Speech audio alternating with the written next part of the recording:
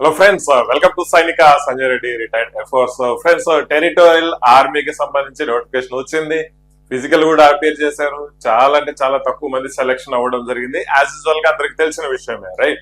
So ఎవరైతే select అయ్యారో Andhra and Telangana రెండు పరంగా సెలెక్ట్ అయిన విద్యార్థులకు ఈ వీడియో అనేది చాలా చాలా చాలా ఇంపార్టెంట్ కాబోతుందండి. కొన్ని ముఖ్యమైన పాయింట్లు, మనకు సిలబస్ గురించి మనం క్లియర్ కట్ ఎక్స్ప్లెనేషన్ ఏ విధంగా ఉంటుంది, అండ్ ఎగ్జామినేషన్ ఎప్పుడు జరగచ్చు, కట్ ఆఫ్ లెవెల్స్ ఏ విధంగా ఉండొచ్చు, అసలు ఎగ్జామ్ రాస్తేనే పాస్ అయిపోతారా, జాబ్ వస్తుందా, అండ్ అసలు టెరిటోరియల్ ఆర్మీలో అసలు పర్మనెంట్ అనే కాన్సెప్ట్ ఉందా లేదా అనేది కూడా నేను ఈ వీడియోలో చాలా క్లియర్ గా డిస్కస్ చేస్తానండి మీతో. దయచేసి ఛానల్ సబ్స్క్రైబ్ చేసుకోవడం మర్చిపోవద్దు, ఓకేనా గైస్?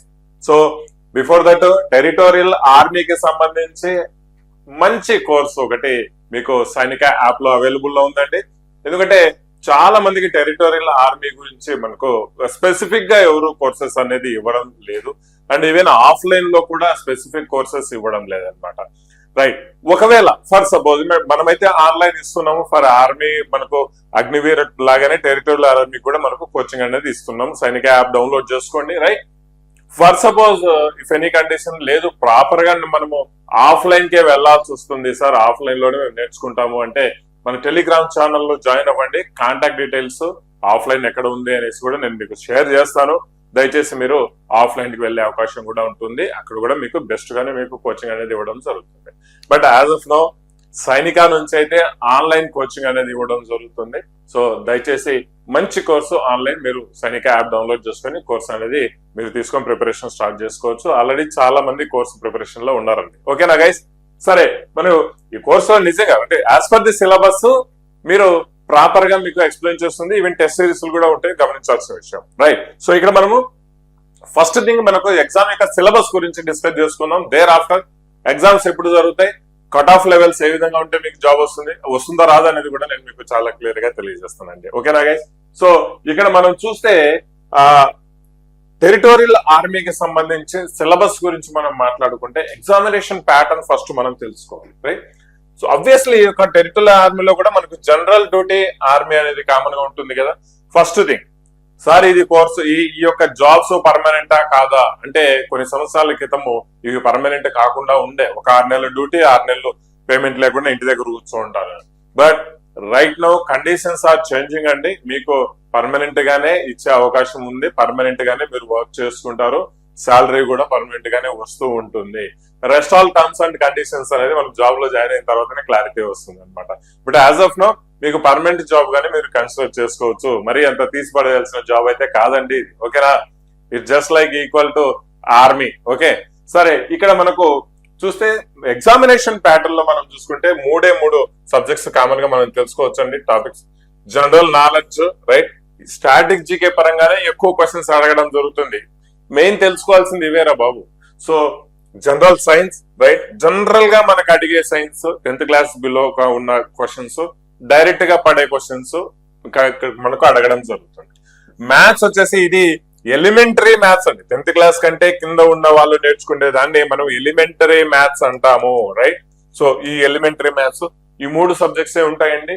ఒక 20 questions general science general studies కు రావడం జరుగుతుంది. అంటే జనరల్ నాలెడ్జ్ 40 మార్కులు, 15 జనరల్ సైన్స్ కి 30 మార్కులు, మనకు మ్యాథ్స్ కి వచ్చేసి 15 క్వశ్చన్స్ 30 మార్కులు. మినిమం యావరేజ్ గా మనకు 32 మార్క్స్ వస్తే మనం పాస్ అయినట్టుగా భావించవచ్చు. నెగటివ్ లేదు అన్నట్టుగా నాకు తెలుస్తుంది. బట్ కొత్తగా ఈసారి నెగటివ్ ఏమైనా ఇస్తారో అనే దాని మీద క్లారిటీ లేదు, రైట్? సో ఇక్కడ నెక్స్ట్ చూస్తే ప్రతి క్వశ్చన్ కు 2 మార్కులు ఉంటాయి. మనకు డ్యూరేషన్ అనేది కూడా మనకి ఇంకా మనకు తెలిసి రావాల్సింది. 1 గంట ఇస్తాడా 2 గంటలు ఇస్తుంది, క్లారిటీ అయితే లేదనమాట, right? So if at all notification లో ఏమైనా క్లియర్ గా ఇచ్చుంటే మనం we don't know about that. But వచ్చేసి డ్యూరేషన్ మోస్ట్లీ 50 క్వశ్చన్స్ కు 1 గంట డ్యూరేషన్ మనకు అందుబాటులో ఉండడం జరుగుతుంది. ఈ విషయాన్ని కూడా మీరు గుర్తుంచుకోవాలండి, ఓకేనా? సరే, ఇది ఎగ్జామినేషన్ ప్యాటర్న్, రైట్? మరి సిలబస్ గురించి మాట్లాడుకోవాలి అనుకుంటే ఎలాంటి వాటి మీద మనకు క్వశ్చన్స్ వస్తాయి అనేదే మనం తెలుసుకోవడము, వాటి మీదనే మనకు అవగాహన పెట్టుకోవడం ఇంపార్టెంట్. సో అదే మన సిలబస్ అండి.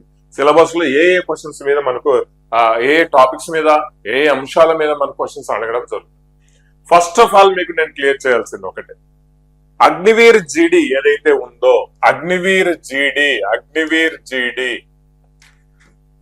సేమ్ ఇదే అగ్నివీర్ జీడీ లాగా టెరిటోరియల్ జీడీ కండక్ట్ చేస్తారండి. ఎగ్జామినేషన్ ప్యాటర్న్ ఒక 5 మార్కులు అగ్నివీర్ జీడీకి ఎక్స్ట్రా రీజనింగ్ నుంచి వస్తాయి, బట్ ఇక్కడ అది లేదు, రైట్? జీకేలోనే 5 మార్కులు ఎక్స్ట్రా కలపడం జరుగుతుంది. There is nothing difference between Agniveer GD and territorial GD. Okay, ఎక్కడా డిఫరెన్స్ లేదు. సిలబస్ పరంగా 100% సేమే ఉంటుంది.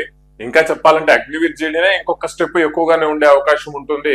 టెరిటోరియల్ జీడీకి సంబంధించి ప్రీవియస్ పేపర్స్ ఎక్కువగా లేవు కదా సార్, అది సార్ ఇస్తారు అంటే ఆబ్వియస్లీ ప్రీవియస్ గా అసలు క్వశ్చన్స్ ఎగ్జామే కండక్ట్ చేసే వాళ్ళు కాదు way back, right? So right now ఇది ఒక సిస్టమేటిక్ గా నడుస్తుంది కాబట్టి మీరు ప్రామాణికంగా అగ్నివీర్ జీడీ కోర్సు అగ్నివీర్ జీడీ ప్రిపరేషన్ సిలబస్ ఏదైతే ఉందో దాన్ని ప్రామాణికంగా తీసుకొని వెళ్ళాలండి. అది మనం గమనించాల్సిన విషయం. అవే అడుగుతాడు, ఇంకా వేరే ఏం అడిగేదానికి లేదు. This is for sure. Okay, అయితే జీకే పరంగా తీసుకుంటే జనరల్ నాలెడ్జ్ లో మనకు అతి ముఖ్యంగా నేర్చుకోవాల్సినవి చెప్తున్నా, abbreviations, right? So national international abbreviations ఏ విధంగా ఉంటాయి, నాబార్డ్ అంటే ఏంటి, నాసా అంటే ఏంటి, రకరకాల యునెస్కో అంటే ఏంటి, ఇలాంటివి మనకు అబ్రివేషన్స్ కి సంబంధించిన క్వశ్చన్స్ అనేది అడగడం జరుగుతూ ఉంటుంది. ఖచ్చితంగా ఇక్కడ నుంచి క్వశ్చన్స్ వస్తాయి.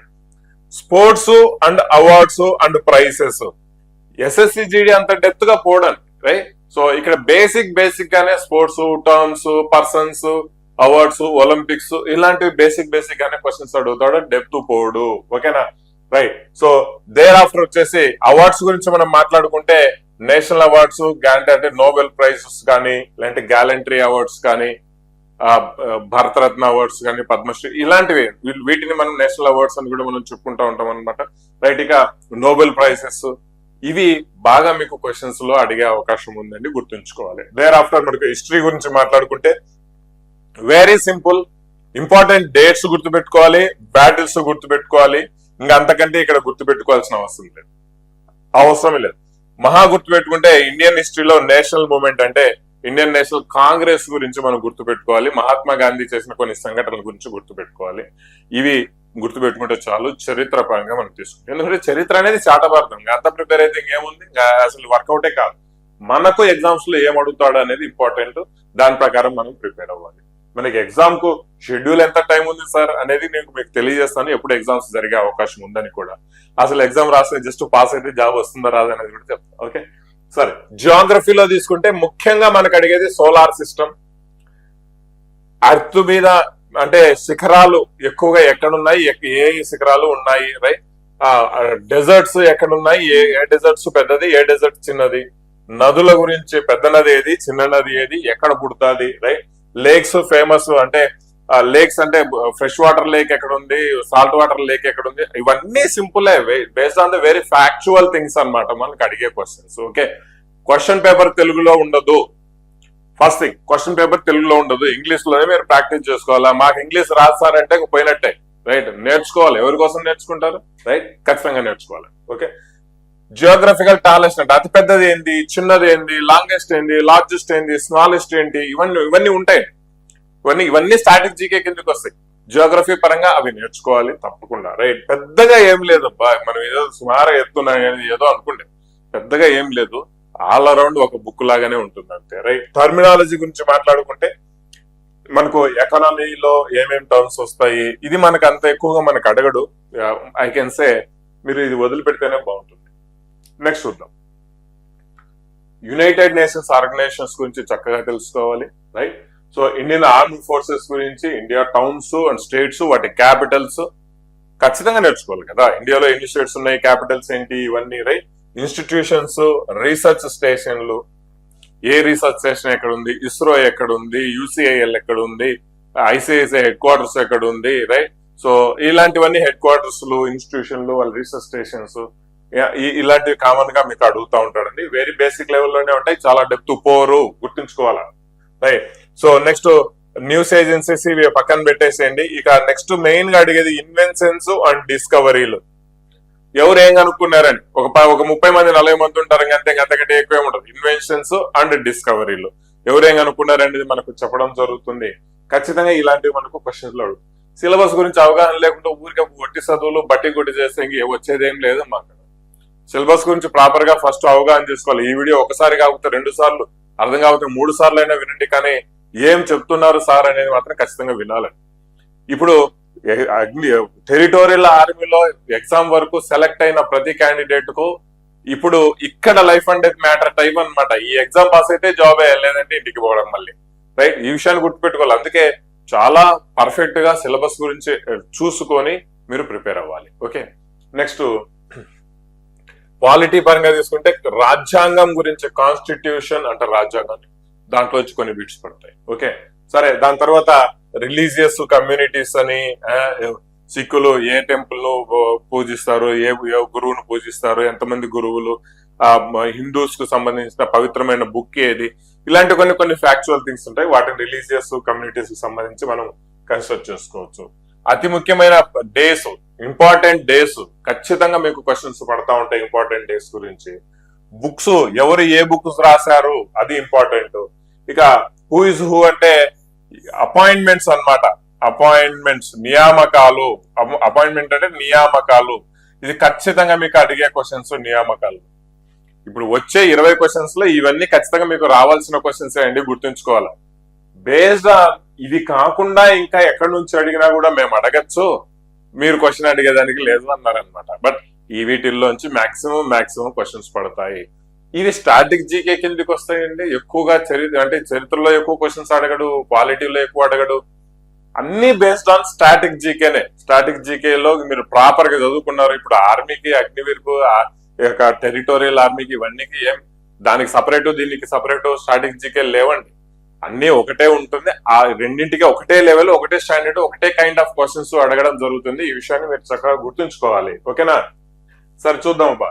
నెక్స్ట్ జనరల్ సైన్స్ గురించి మనం మాట్లాడుకుంటే, జనరల్ సైన్స్ లో హ్యూమన్ బాడీ అత్యధికంగా చాలా చక్కగా హ్యూమన్ బాడీలో ఫుడ్ గురించి, న్యూట్రిషన్ గురించి, రోగాలు, రొస్టులు, రైట్, వాటిని ఎట్లా తగ్గించుకోవాలంటే ఏమేమి విటమిన్లు తినాలా, ఆ విటమిన్ల యొక్క మెయిన్ యూసేజెస్ ఏంటి, ఇవన్నీ బాగా అడుగుతాడు అబ్బా. ఓకేనా? సరే, రైట్. ఇక్కడ నెక్స్ట్ ఇదే కాకుండా జనరల్ సైన్స్ కామన్ గా మనకు జనరల్ గా మనం చూస్తున్న సైన్స్ కు సంబంధించిన క్వశ్చన్స్ మనకు అడుగుతూ ఉంటాడు.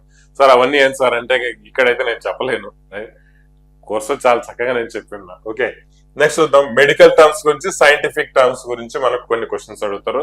మనకు కామన్ గా ఫిజిక్స్, కెమిస్ట్రీ, బయాలజీ అంటే జనరల్ సైన్స్ అన్నట్టు.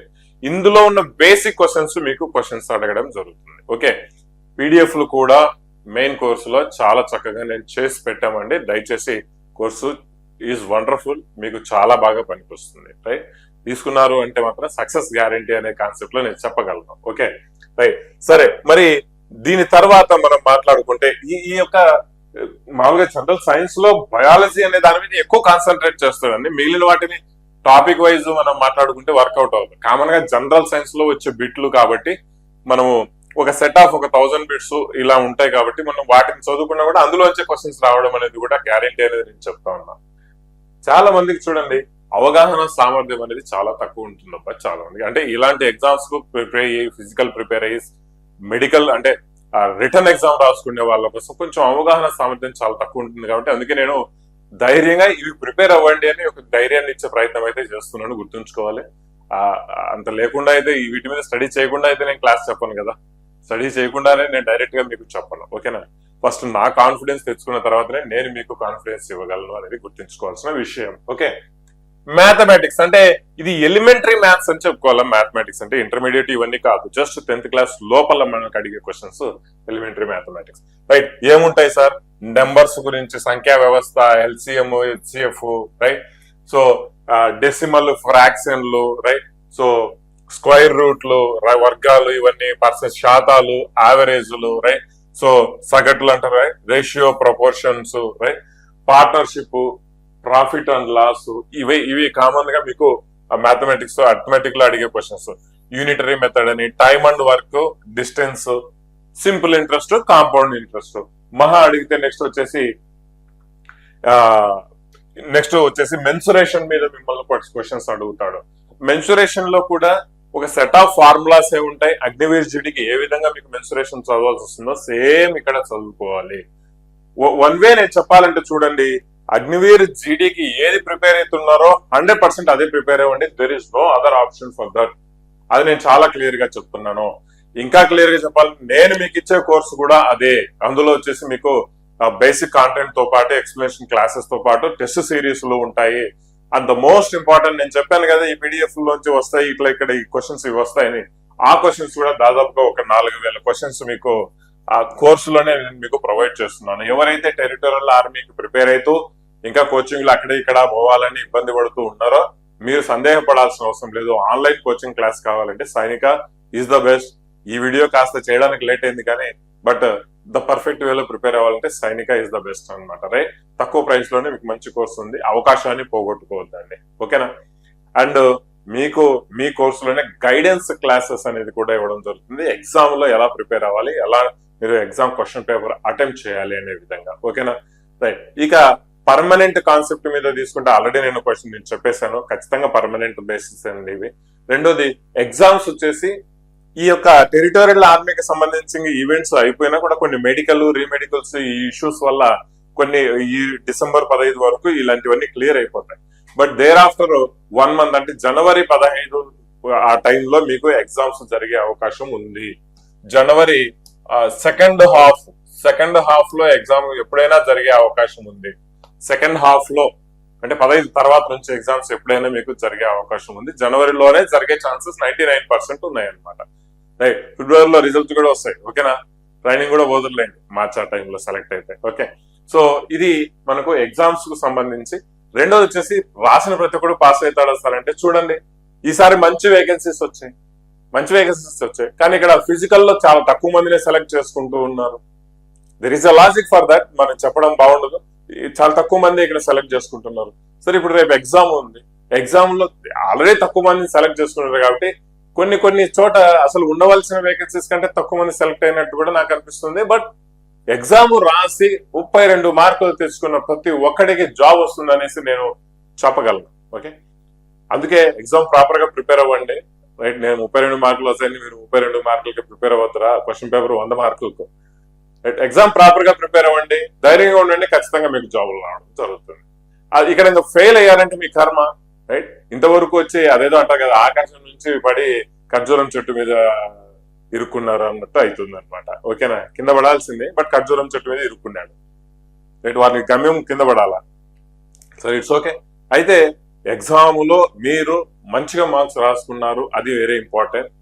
జాబ్ అనేది కన్ఫర్మ్ గా మీకు వస్తుంది. 32 మార్కులు వచ్చినప్పుడు జాబ్ వచ్చే ఛాన్సెస్ 99% ఉందని నేను చెప్పగలను. దయచేసి ప్రతి ఒక్కరు ప్రిపేర్ అవ్వాలి. అండ్ టెరిటోరియల్ ఆర్మీ అంటే అదేదో తీసి పడేసిన ఒక పీస్ కాదండి. It's an Indian army, it's a part of Indian army. Right, Indian army అంటేనే ఒక రకంగా మనకు వైబ్రేషన్స్ బాడీలో అవ్వాలి. రైట్, మనం తక్కువ చూపు చూడకూడదు ఇండియన్ ఆర్మీ. రైట్, ఏ పనైనా వాళ్ళు చేయనివ్వండి, that is the service towards the country అనేది మనం గుర్తుంచుకోవాలి. వాళ్ళు సర్వీస్ కోసం సేవ చేస్తున్నారు అనేది కూడా మనం గుర్తుంచుకోవాలండి. So wish you all the best. Territorial ఆర్మీకి ప్రిపేర్ అయ్యే ప్రతి ఒక్కరికి ఈ వీడియో మీ ద్వారా చేరాలి అని నేను భావిస్తున్నాను. Thank you very much and జై హింద్ గైస్.